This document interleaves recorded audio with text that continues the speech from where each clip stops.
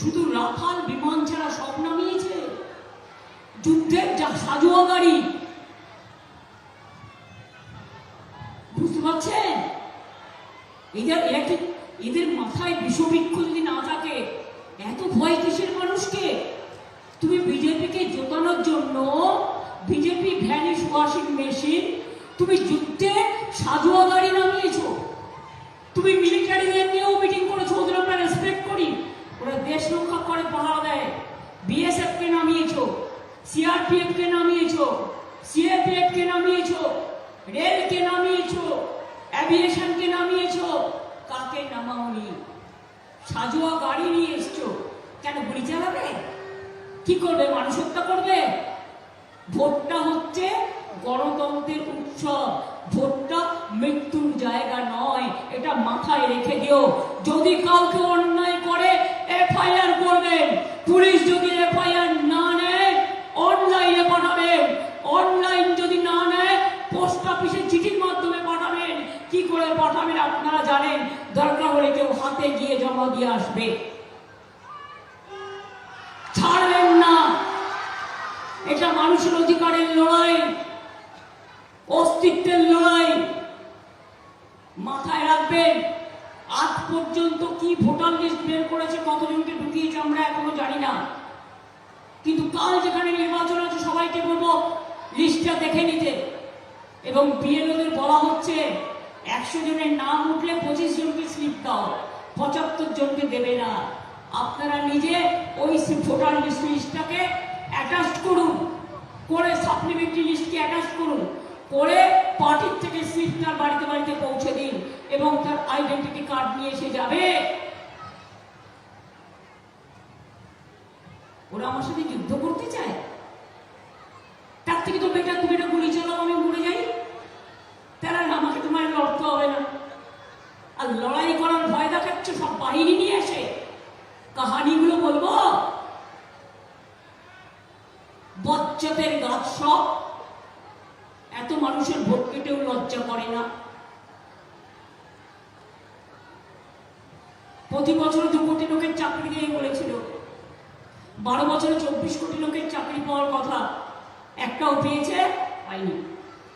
15 লক্ষ টাকা করে দেবে বলেছিল, দিয়েছে? কালো মানি নিয়ে আসবে বলেছিল, নিয়ে এসছে? রেল বিক্রি, সেল বিক্রি, গ্যাস বিক্রি। ভোটের পরে দেখবেন পেট্রোলের দাম হাহাকার, ডিজেলের দাম হাহাকার, গ্যাসও পাবেন না, সব গ্যাস বেলুন হয়ে উড়ে চলে যাবে। মেয়েদের বাড়ি বাড়ি গিয়ে বলছে ফর্ম ফিল আপ করো, খবরদার করবেন না, এটা চালাকি। যদি করাই তোমার উচিত ছিল, তুমি বাজেটে ঘোষণা করতে, একটা রাজ্যের জন্য করতে পারে না সেন্ট্রাল, সেন্ট্রাল করে সব রাজ্যের জন্য। কেন নেই? বিহার ইলেকশনের আগে বলেছিলে 8,000 টাকা দেবো, একবার দিয়ে পরের দিন বুলডোজার চালিয়েছিলে, আর সব টাকা এখন ফেরত নিচ্ছ। এই সময় বলছো সব লোককে, 9,000 লোককে হজে পাঠিয়ে দাও। সব শয়তানি। আমি হজে যারা যেতে চান সবার ব্যবস্থা আমাদের হজ কমিটি করবে। দয়া করে নিজের ভোটটা দিয়ে যাবেন, বোকামি করবেন না। যদি ভোট না দিয়ে যান, যারা যেতে চান, যাদের পারমিশন আছে, কথা দিচ্ছি হজ কমিটি দেখবে, কিন্তু ভোট না দিয়ে কেউ যাবেন না। গেলে আপনাকে এনআরসি করে দেশ থেকে বিতাড়িত করবে, তখন কিন্তু আমায় দোষ দেবেন না। হজের অনেক টাইম আছে, প্রতিবার ভোটের সময় ফেলে, যাতে এখানকার লোক ভোট দিতে না পারে। যারা বিভিন্ন রাজ্য থেকে আসছে তাদের গীতাতে সই করিয়ে নিচ্ছে, গীতাতে ছুঁয়ে নিচ্ছে, কোরআনে ছুঁয়ে নিচ্ছে, নিয়ে বলছে বিজেপিকে ভোট দিতে হবে। আমি তাদের বলবো আর ওখানে যেতে হবে না, এখানে থাকুন, কাজ করুন, এখানে কাজের অনেক সুযোগ সুবিধা আছে। আপনাকে ছোঁয়ালো বলেই আপনি ওরা বিশ্বাস করে নিলেন, মসজিদে গিয়ে যান আল্লাহ তাআলার কাছে দোয়া মেঙে এসে বিজেপির বিরুদ্ধে, বিজেপিকে ভোট দেবেন না, তৃণমূলকে ভোট দেবেন। যাদের গীতা ছোঁয়াচ্ছে তাদের বলুন শিব মন্দিরে যাবে, নয় মায়ের কাছে যাবে, গিয়ে বলবে মা গো ক্ষমা করে দিও, আমাকে জোর করে সই করিয়ে নিলে হয় না, জোর করে ছুঁয়ে নিলে হয় না। মানুষের অধিকার এভাবে কারা যায় না। আপনার পরিবার পরিজন সবাই এখানে থাকে। আর এদের যুদ্ধ জাহাজের কি প্রয়োজন ছিল সাজুয়া গাড়ির? কবে লড়বে? লড়ো না, আমার সাথে লড়বে? বলো কবে লড়াই হবে?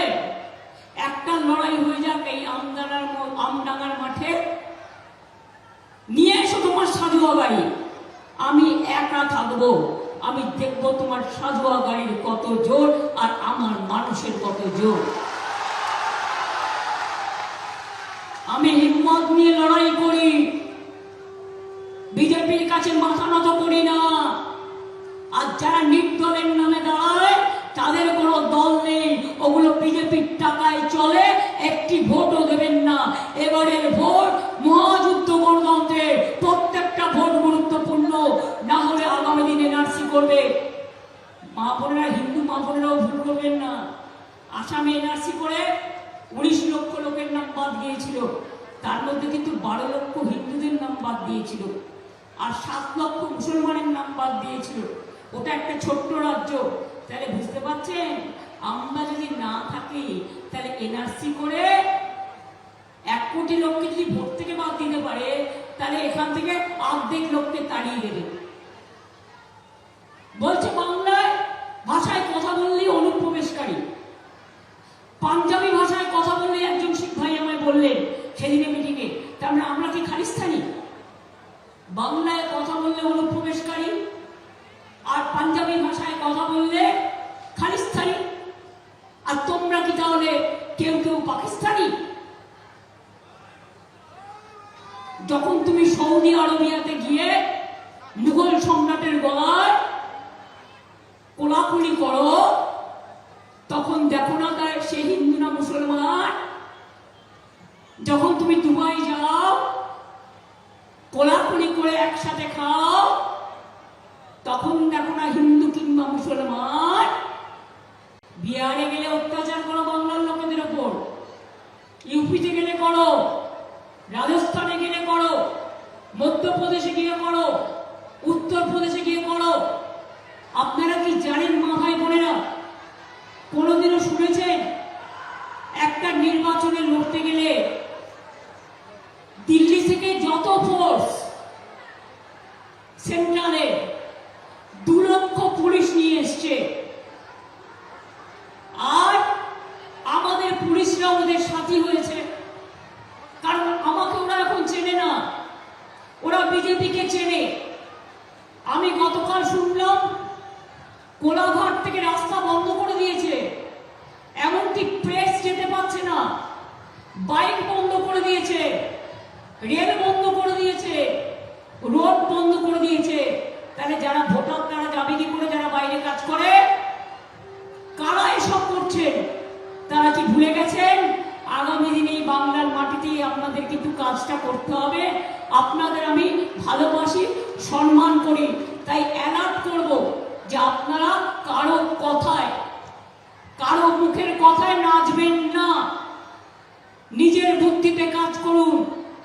আপনাদের আইপিএস, আইএস, ডব্লিউবিপিএস, ডব্লিউসিএস থেকে শুরু করে সকলের একটা নিজস্ব সম্মান আছে নিরপেক্ষভাবে কাজ করার জন্য।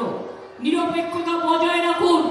শুধু তৃণমূলকে টার্গেট করবেন আর বিজেপির সবচেয়ে বড় ক্রিমিনাল গদ্দার রাকেশ সিং, এদের কেন গ্রেপ্তার করা হবে না? শুধু তৃণমূলকে আপনারা টার্গেট করেছেন। এবিপি আনন্দ, এগিয়ে থাকে, এগিয়ে রাখে।